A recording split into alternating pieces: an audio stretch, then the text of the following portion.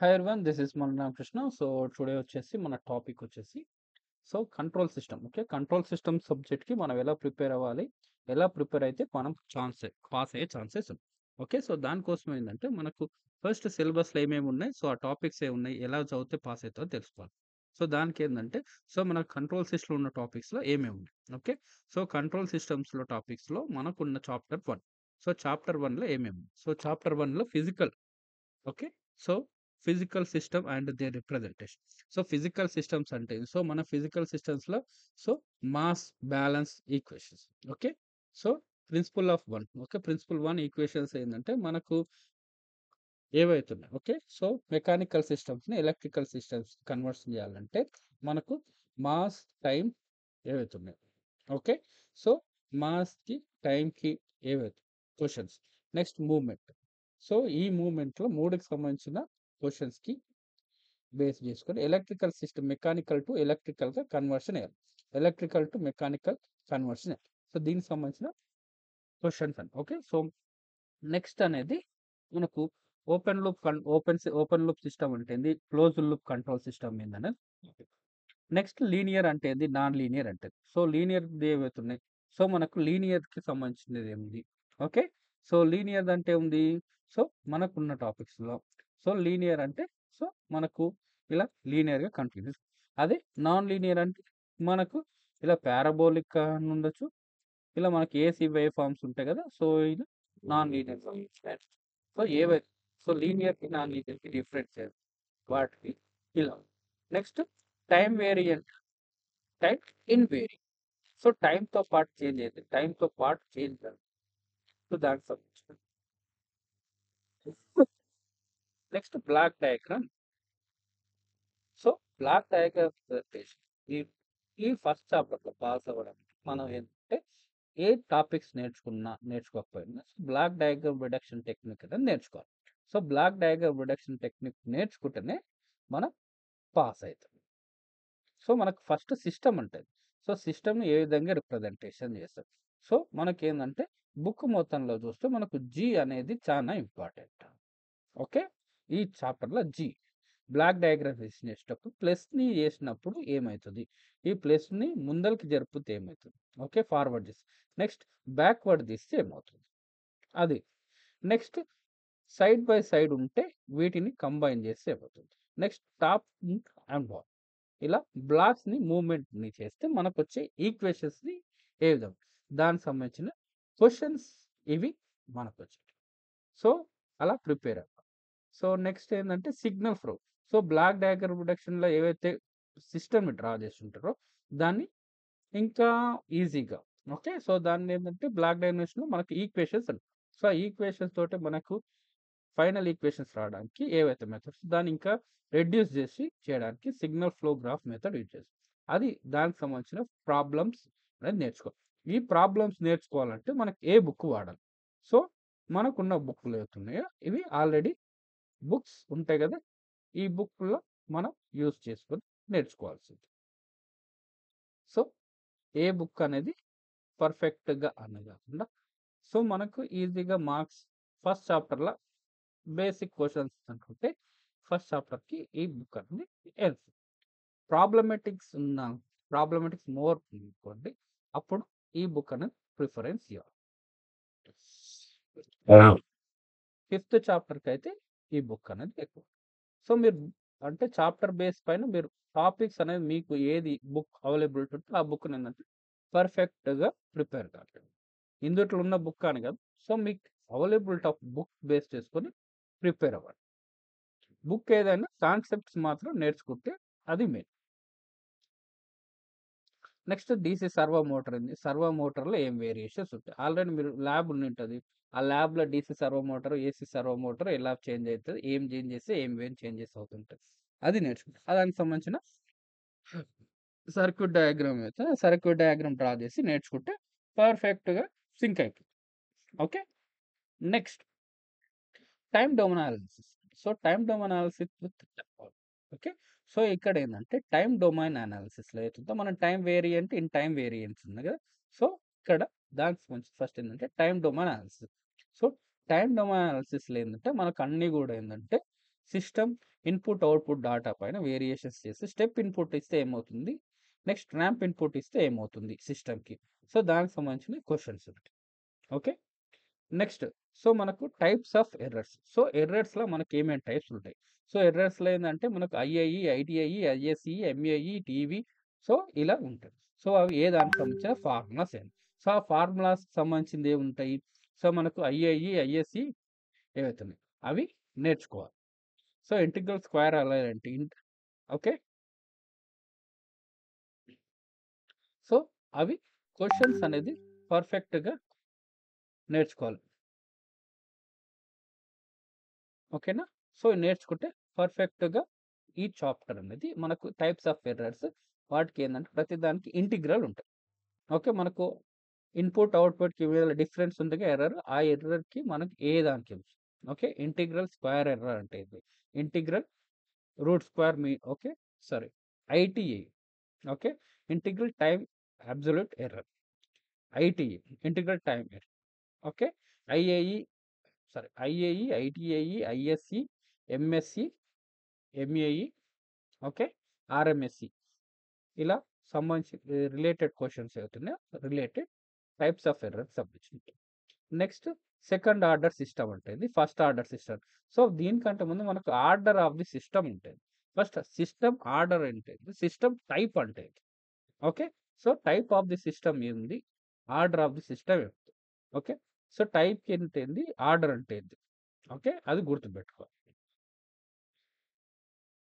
So మీకు వచ్చే questions కూడా ఏంటంటే మోస్ట్లీ సెకండ్ ఆర్డర్ కాడికే అవుతుంది, థర్డ్ ఆర్డర్కి అయితే రాదు.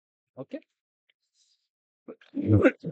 సో నెక్స్ట్ వచ్చేసి ఒక సిస్టమ్ ఉంది, ఆ సిస్టమ్కి అది పని చేస్తుందా లేదా, అది ఎంతవరకు పని చేస్తుంది, ఎక్కడ బ్రేక్ అవుతుంది అని మనం మెకానికల్ ఎలక్ట్రికల్ మిషన్స్ తీసుకుంటే, సో దాన్ని ఏంటంటే థియరిటికల్ అనాలిసిస్లో మనం మెన్షన్ చేయాలనుకున్నప్పుడు స్టెబిలిటీ పాయింట్ ఆఫ్ వ్యూ ఇస్తాం.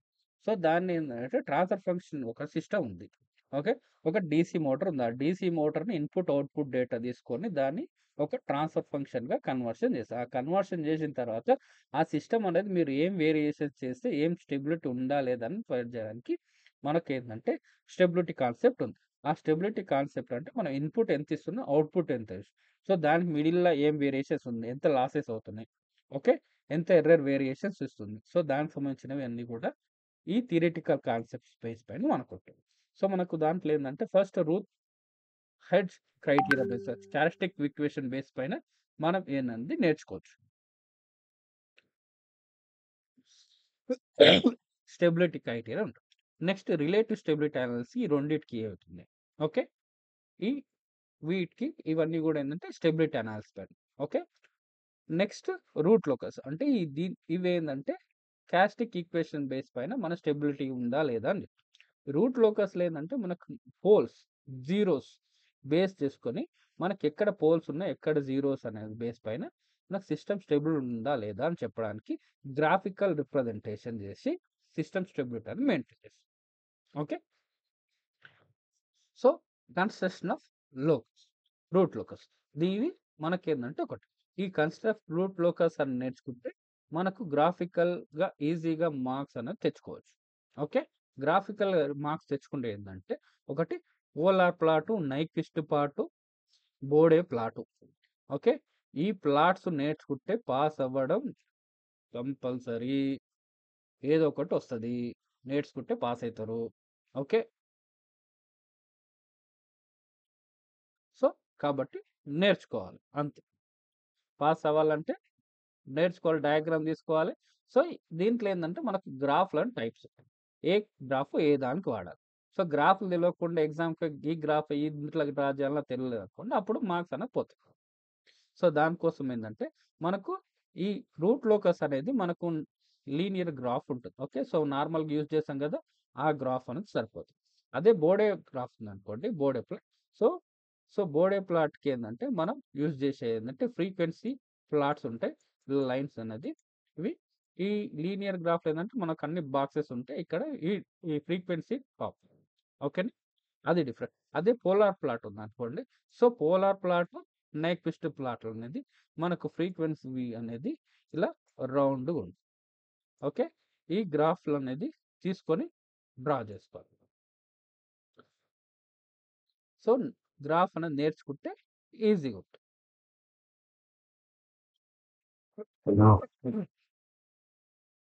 ఇది దీనికి సంబంధించిన గ్రాఫ్. నెక్స్ట్ థింగ్ వచ్చేసి థర్డ్ చాప్టర్. ఓకే, ఈ థర్డ్ చాప్టర్లో మనకు ఇంట్రొడక్షన్ ఫ్రీక్వెన్సీ రెస్పాన్స్ ఉంది. ఓకే, అనదర్ థింగ్ మర్చిపోయారు. సో ఇక్కడ స్టెప్ ఇన్పుట్ దానికి సంబంధించిన క్వశ్చన్స్ ఏమి ఉంటాయి. ఓకే, ఇక్కడ మీరు ఒక స్టెప్ ఇన్పుట్ ఇచ్చింది అనుకోండి, ఆ స్టెప్ ఇన్పుట్కి మనకు రైస్ టైం అంటే ఏంది, సెటిలింగ్ టైం అంటే ఏంది, ఓకే, ఎర్రర్స్ ఏమున్నాయి, ఓకే, దానికి సంబంధించిన క్వశ్చన్స్. ఓకే, ఫార్ములాస్ ఉంటాయి, ఆ ఫార్ములాస్ బేస్ చేసుకొని ఒక సిస్టమ్ ఇచ్చి ఆ సిస్టమ్కి కే వాల్యూ వేరియేషన్స్ చేసి ఉంటే మనకు rise time, settling time, peak over shoot ఎలా విధంగా ఉంటే దానికి సంబంధించిన ఫార్ములాస్ ఏంది, ఎర్రర్స్ ఏంది మనం ఐడెంటిఫై చేయాలి. నెక్స్ట్ థింగ్ వచ్చేసి ఇక్కడ ఫ్రీక్వెన్సీ డొమైన్ అనాలిసిస్లో, సో ఇక్కడ ఏంటంటే మనం సిస్టమ్ని టైం డొమైన్ అనాలిసిస్లో స్టేబుల్ ఉందా లేదా చెప్తాం. అదే థర్డ్ చాప్టర్లో ఏంటంటే మన ఫ్రీక్వెన్సీ డొమైన్ బేస్ పైన సిస్టమ్ అనేది స్టెబిలిటీ పాయింట్ ఆఫ్ వ్యూ ఎలా ఉంది. ఓకే, లో ఫ్రీక్వెన్సీ, హై ఫ్రీక్వెన్సీ బేస్ పైన ఎలా వేరియేషన్స్ అయినా మన సిస్టమ్ స్టేబుల్గా ఉందా లేదా చెప్పడానికి ఇది time domain frequency analysis. So ఇక్కడ ఏంటంటే ఫ్రీక్వెన్సీ రెస్పాన్స్ సంబంధించిన problems. Next relation between time and frequency. So రెండింటికి మీరు ఏం రిలేషన్, ఆ రిలేషన్ సంబంధించిన డీటెయిల్. నెక్స్ట్ పోలార్ ప్లాట్ని ఎట్లా డ్రా చేయాలి. ఓకే, దానికి సంబంధించిన కన్స్ట్రక్షన్ నేర్చుకుంటే కొద్దిగా అండర్స్టాండ్ అవ్వడం టైం పడుతుంది, అర్థమైతే easy. Next Nyquist stability criteria. So Nyquist కూడా ఏంటంటే ప్లాట్ ఉంటుంది.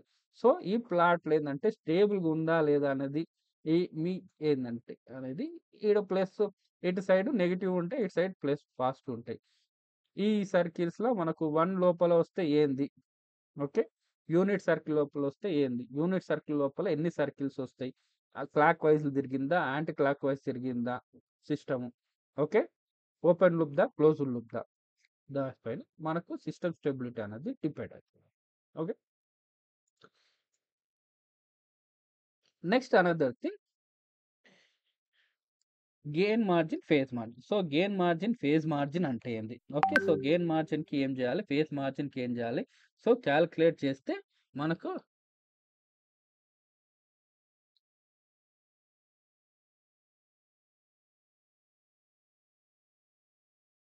చేయాలి కాబట్టి కొద్దిగా ప్రిపరేషన్ చేయండి. ఓకే, నెక్స్ట్ ఈ కంట్రోలర్స్లో, సో నెక్స్ట్ కంట్రోలర్స్ ఉంది. సో ఈ కంట్రోలర్స్లో మనకి ఏమేమి చేయాలి, సో కంట్రోలర్స్ని కంపల్సేటర్స్ ఎంత ఏంది చూడాలి.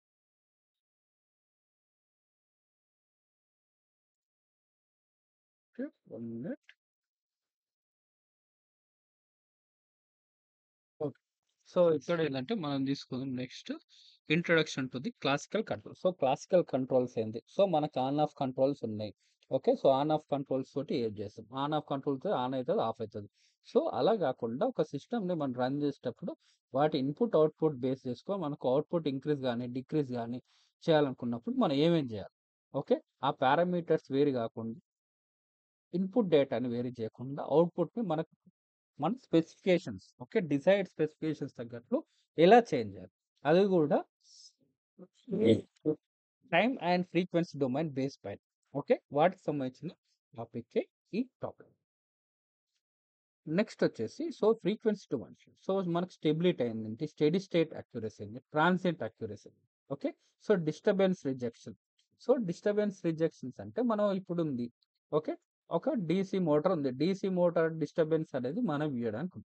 సో మిడిల్లో మన లోడ్ అనేది సడన్గా చేంజ్ అయింది అనుకోండి, డీసీ మోటార్ హైయెస్ట్, ఓకే, సడన్గా లోడ్ ఇంక్రీజ్ అయితే అప్పుడు మనం డిస్టర్బెన్స్ అనేది యాడ్ అయినట్టు. ఆ డిస్టర్బెన్స్ అనేది మనం సడన్గా వచ్చింది, సో అట్లా వచ్చి లోడ్ అనేది హై ఇంక్రీజ్ అయినట్లు. సో అలాంటప్పుడు ఏం చేయాలి, వాటికి సంబంధించిన అప్పుడు కూడా ఏంటంటే కంట్రోల్ అనేది ఆ ఫ్రాక్షన్ ఆఫ్ టైమ్స్లో కూడా ఏంటంటే వర్క్ అవుతుందా, డ్యామేజ్ అవుతుందా అనే దాన్ని. నెక్స్ట్ ఇక్కడ ఏంటంటే ఇక్కడ మనకు ఏ కంట్రోల్స్, సో మనకి ఏంటంటే ఈ ప్రపోర్షనల్ ఇంటిగ్రల్ డెరివేటివ్ కంట్రోల్స్ ఎందుకు ఇచ్చింది, రిమైనింగ్ కంట్రోలర్స్ స్కాడా ఈ డిసిఎస్ కంట్రోలర్స్ గురించి ఎందుకు లేదు. ఓకే, ఫస్ట్ ఇవే కంట్రోలర్స్ ఎందుకు ఇచ్చింది, వేరేవి ఎందుకు ఇచ్చింది. సో ఇవి తెలుసుకోవాలంటే ఫస్ట్ మనకి ఏ కంట్రోల్ సిస్టమ్స్ అయినా సరే మనకు ఇండియాలో జనరేటర్స్ మోటార్స్ ఓకే. ఇవి ఉన్నాయనుకోండి. సో, వాటికేందంటే మనం ఏసీ 230 వోల్ట్స్ ఎందుకు వాడుతున్నాం? డీసీ 110 వోల్ట్స్ అయితే ఎందుకు వాడుతున్నాం? ఓకే. డీసీ ఎందుకు వాడతాం? సో, ఏసీ అయితే 230 వోల్ట్స్ వాడుతున్నాం గదా! సో, ఏసీ గాకుండా డీసీ ఎందుకు వాడతలేం? సో, మనకి జనరేటర్స్ అండ్ జనరేటర్స్ అనేది 230 వోల్ట్స్ ఉంటది. 110 వోల్ట్స్ అనేది డీసీలో మాత్రం మనం యూజ్ చేసేది ఇంట్లో హౌస్ హోల్డ్ అప్లికేషన్స్‌లోని కూడా ఏసీ యూజ్ చేయాలి. అలాగే ప్రతి ఎక్విప్‌మెంట్స్‌ని గూడా ఏందంటే మనం కంట్రోల్ జేయడానికి మనకి ఈజీ అండ్ మెథడ్స్ ఏవైతే ఉన్నాయో compare to the other cost effective. Okay. So, cost ఎఫెక్టివ్‌లో ఈజీగా కంట్రోల్ చేయడానికి ఏందంటే మనకు ప్రపోర్షనల్ ఇంటిగ్రేటివ్ డెరివేటివ్ కంట్రోల్స్ అని యూజ్ చేస్తాం. ఏ సిస్టమ్ అంటే మనకు ఇండస్ట్రీ‌ల సిస్టమ్స్ ఏవైతే ఉన్నాయో సరే పీఎల్‌సీ సిస్టమ్స్ వర్క్ అవ్వాలన్నా కూడా ఏందంటే పీఐడీ కంట్రోల్స్ బేస్ పైన ఏందంటే ఆ వర్కింగ్ అనేది ఉంటుంది. ఓకే. సో, వాటి కోసం ఏందంటే proportional integrated so, proportional integral ఏందంటే ఓకే. సో, మనకు ఈ సిస్టమ్‌కి మనం ఇన్పుట్ ఇచ్చినాం. ఓకే. సో, ఇన్పుట్ ఇస్తే దాని అవుట్‌పుట్ అనేది మనకు ఎలా వేరియేషన్స్ అవుతుంది. సో, ఈ ఎగ్జాంపుల్ తీసుకుంటే ఇక్కడ ఇప్పుడు ఏ ఉందనుకోండి. ఇలా మనం ఇన్పుట్ ఇచ్చినాం. ఇన్పుట్ ఇస్తే అవుట్‌పుట్ గూడా ఏందంటే ఇలా ఇంక్రీజ్ అవుతూనే ఉంది. మనకేందంటే దీనికి కంట్రోలింగ్ అనేది లేదు. సో, ఒకవేళ కంట్రోలర్ అని ఉంటే సో, ఏ కంట్రోలర్ ఎలా చేస్తది. ఓకే. మనకేంది పీ కంట్రోల్ ఉందనుకోండి ప్రపోర్షనల్. సో, ఇది ఇన్పుట్‌కి తగ్గట్టు అవుట్‌పుట్ అనేది ఈ విధంగా ఇంక్రీజ్ చేసుకుంటుంది. బట్ మన డిజైర్డ్ అవుట్‌పుట్ అనేది ఈ లెవెల్ మాత్రమే. ఓకే. సో, ఈ లెవెల్ గాకుండా అది అబోవ్ లెవెల్‌కి ఇంక్రీజ్ అవుతుంది. ఇప్పుడు దాన్ని ఏం జేయాలి మనం డిక్రీజ్ ఈ అబోవ్ ఓకే. డిఫరెన్స్. సో, దానికోసం ఏందంటే ఐ కంట్రోల్ ఉంటుంది. ఈ ఐ కంట్రోల్ ఏం చేస్తదంటే ఈ విధంగా వచ్చేసి ఈ ఇలా వేరియేషన్స్ చేస్తుంది. సో, ఇలా. సో, అందుకోసం ఏందంటే ఐ కంట్రోల్‌ని సెపరేట్‌గా యూజ్ చేయాలి. యూజ్ చేసి పీ కంట్రోల్‌ని సెపరేట్ యూజ్ చేస్తుంది. ఓకే. సో, ఆసిలేషన్స్ అనేది డెవలప్ అవుతాయి. ఆసిలేషన్స్ అని డెవలప్ అయితది కాబట్టి దీన్ని సెపరేట్‌గా యూజ్ చేయాలి. నెక్స్ట్ వచ్చేసి మనకొచ్చేది ఇంకొకటి డెరివేటివ్ కంట్రోల్. సో, ఈ డెరివేటివ్ కంట్రోల్ ఏం చేస్తది? సో, మనకి ఇక్కడ ఉన్న దాంట్లో ఏందంటే 1 బ్లాక్. సో, డెరివేటివ్ కంట్రోల్ ఏందంటే ఈ ఆసిలేషన్స్ అనేది రిమూవ్ చేసి మనకు ఈజీగా ఉంటది. ఓకే. పీఐడి. ఓకే. సో, మనకు ఎగ్జాక్ట్‌గా పర్ఫెక్ట్‌గా మన ఏదైతే డిజైర్డ్ ఉందో ఓకే. సెట్ పాయింట్ ఉందో దానికి వచ్చిన అవుట్‌పుట్‌కి అనేది ఎగ్జాక్ట్‌గా మ్యాచ్ అవ్వచ్చు, అవ్వకపోవచ్చు. ఓకే. సో, సమ్ ఎర్రర్ ఉంటుంది. ఆ ఎర్రర్స్ ఏంటంటే మనం స్టెడీ స్టేట్ ఎర్రర్ అంటే ఇప్పుడు మనకు డ్రాయింగ్‌లో ఆఫ్‌సెట్ అని అంటాం కదండీ! ఇట్లా ఈ ఆఫ్‌సెట్. సో, దీన్నేందంటే ఈ మిడిల్‌లో మనకు ఈ సెట్ పాయింట్‌కి మన యాక్చువల్ అవుట్‌పుట్‌కి మిడిల్ ఉన్న దాన్నేందంటే మనం స్టెడీ స్టేట్ ఎర్రర్. అది ఎంత పర్సెంట్ లిమిట్ ఉంది. దానికి సంబంధించిన క్వెషన్స్ ఉంటాయి. ఓకే. సో, నెక్స్ట్ వచ్చేసి లీడ్ లాగ్ కంపన్సేటర్. సో, లీడ్ అంటే ఏంది? లాగ్ అంటే ఏంది? ఓకే. సో, దానికి సంబంధించిన మన లీడ్ లాగ్‌ని ఎలా డిజైన్ జేయాలి? డిజైన్ జేసి ఎక్కడ యూజ్ చేయాలి? దానికి సంబంధించిన టాపిక్ అనేది ఉంటుంది. సో, మనకు లీడ్ లాగ్ కంపన్సేటర్‌కి సంబంధించిన టాపిక్స్ అవి. ఓకే. నెక్స్ట్ వచ్చేసి మనకి ఇక్కడ స్టేట్ వేరియబుల్స్. ఓకే. సో, మిగతా వాటికి సంబంధిస్తే ఇవన్నీ గూడా అన్ని రిలేటెడ్ క్వెషన్స్. బట్ ఇక్కడ స్టేట్ వేరియబుల్స్ వచ్చేసి ఇది separate thing. So, state variables topic అని సెపరేట్. స్టేట్ వేరియబుల్స్ టాపిక్స్ ఏందంటే మనం మిగతా అన్నిట్ల సిస్టమ్స్‌లో గూడా ఏందంటే సో, మనకు న్యూమరేటర్, డినామినేటర్ ఉంటది. న్యూమరేటర్‌లో ఆహ్, జీరోస్ నెక్స్ట్ డినామినేటర్‌లో పోల్స్ ఉంటాయి. Poles, number of poles, next zeros base చేసుకొని టైపు, ఆర్డర్, సిస్టము ఉంటది. Okay. Order of the system, next type of the system అనేది డిపెండ్. అలాగే ఇక్కడ అయితే యూనిట్ 5లో వచ్చిందో, యూనిట్ 5లో మనకు ఏముంది? State variables analysis. So, state variables ఏవైతే ఉన్నాయో ఓకే. సో, ఈ సిస్టమ్స్ అంటే సిస్టమ్స్‌ని స్టేట్ బేస్‌లో మనం రిప్రజెంటేషన్ చేసాం. ఆ స్టేట్ బేస్ రిప్రజెంటేషన్ అంటే ఎలా కన్వర్షన్ జేయాలి. ఓకే. మన సిస్టమ్ ఈక్వేషన్స్‌ని స్టేట్ వేరియబుల్స్‌లో ఎలా కన్వర్షన్ జేయాలి? వాటి నుంచి మన సిస్టమ్‌ని ఎలా స్టెబిలిటీ అనలైజ్ చేయాలి. ఓకే. స్టెబిలిటీ అనాలిసిస్ ఎలా చేయాలి? ఓకే. దానికి సంబంధించిన నెక్స్ట్ కంట్రోలబిలిటీ అంటే ఏంది? అబ్జర్వబిలిటీ అంటే ఏంది? ఓకే. ఈ టాపిక్‌లో మాత్రం నంబర్ ఆఫ్ ప్రాబ్లమ్స్ ఉంటాయి. ఓకే. నంబర్ ఆఫ్ కాన్సెప్ట్ అర్థమైతే ప్రాబ్లమ్స్ అనేవి easy. So, previous year question papers అన్నా చూడండి. ఈ టాపిక్స్ పైన ఏమైనా మోర్ నెంబర్ ఆఫ్ ప్రాబ్లమ్స్ ఉన్నాయా, తక్కువ నెంబర్ ఉన్నాయా? ఓకే.